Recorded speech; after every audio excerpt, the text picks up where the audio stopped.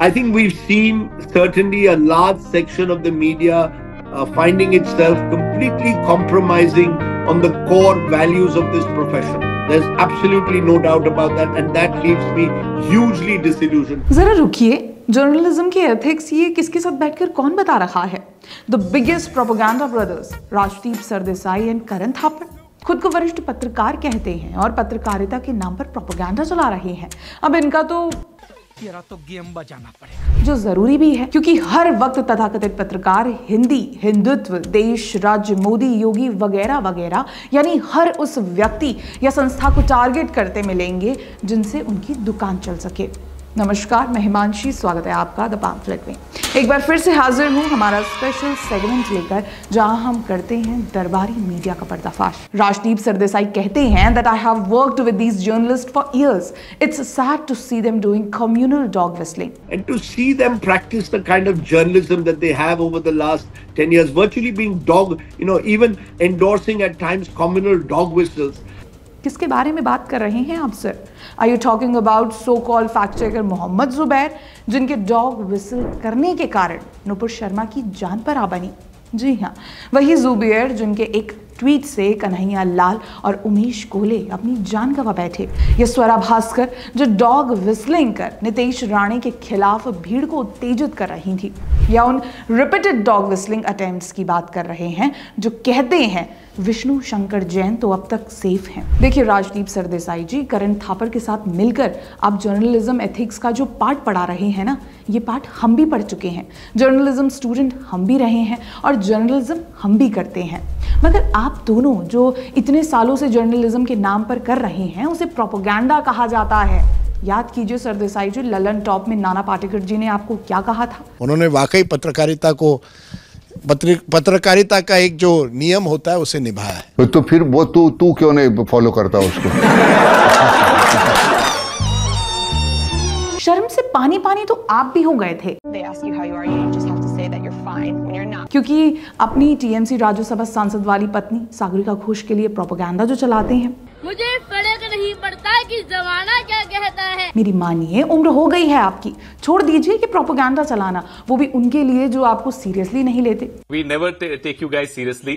I'm sorry to say that to your face. बाकी जनता तो आपको सीरियसली नहीं लेती, ये सभी जानते हैं। नहीं, मैं ये नहीं मानता हूँ, मैं आपको सीरियसली लेता नहीं। इवन हम भी आपको सीरियसली नहीं लेते राजदीप जी। राजदीप दलाल है। वैसे master of propaganda peddler Rajdeep Sardesai का कहना है कि भारत में चुनाव फ्री एंड फेयर नहीं होते। Elections, Karan, and I say this in my book, and this is a major part of the book, are not free and fair because there's no level playing field.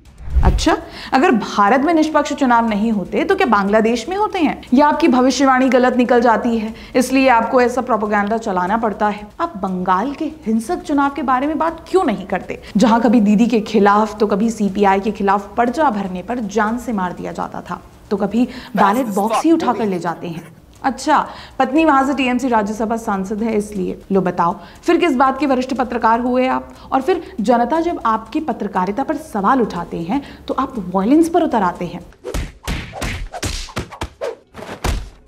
देखिए सरदेसाई जी, सटीक पत्रकारिता करेंगे तो किसी को शिकायत करने की जरूरत नहीं पड़ेगी, और वैसी के साथ डिनर के बाद उनकी पत्नी के बारे में नहीं पूछेंगे तभी सटीक पत्रकारिता कर पाएंगे।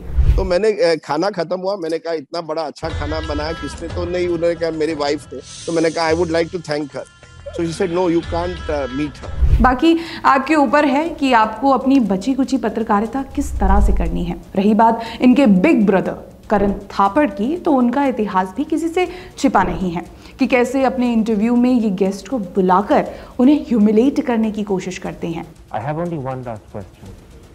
Are you confident that you can see your electoral low point over with and that you will win in 2006? Wait and see. I must say it wasn't a pleasure talking to you. Namaste. I'm sorry that you say that, but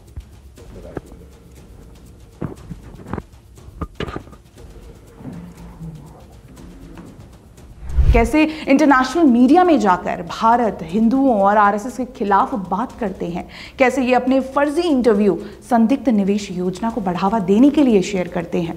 करण थापड़ वही कथित पत्रकार हैं जो जम्मू में मुसलमानों के बारे में बात करते हुए जम्मू में हिंदुओं और सिखों के नरसंहार और कश्मीरी पंडितों के साथ हुए जेनोसाइड पर बात करना जरूरी नहीं समझते।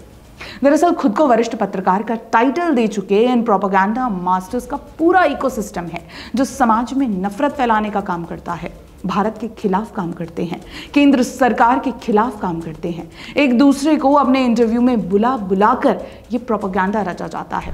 अब समझ जाइए दोस्तों, इसी इकोसिस्टम का खुलासा करना है हमें, जिसका खुलासा प्रधानमंत्री मोदी ने बरसों पहले ही कर दिया था। मैं राष्ट्रीय सरकार को शुभकामनाएं देता हूँ कि वो पिछले 10 साल से इस मुद्दे के भरोसे जी रहे हैं। इसी मुद्दे के भरोसे सुनना पड़ेगा भाई, इसी मुद्दे के भरोसे उनकी रोजी रोटी चलती है। और मैंने सुना था कि मोदी को गाली देने वालों को राज्यसभा की सीट मिलती है। बाकी सरदेसाई जी के प्राइम टाइम और कथित किताब का खुलासा तो हम करते ही रहते हैं, हमारे चैनल पर आप देख सकते हैं। आगे भी इसी तरह से होते रहेंगे, इसीलिए हम हमेशा आपसे कहते हैं बने रहें द पैम्फलेट के साथ सटीक और सच्ची पत्रकारिता के लिए। धन्यवाद।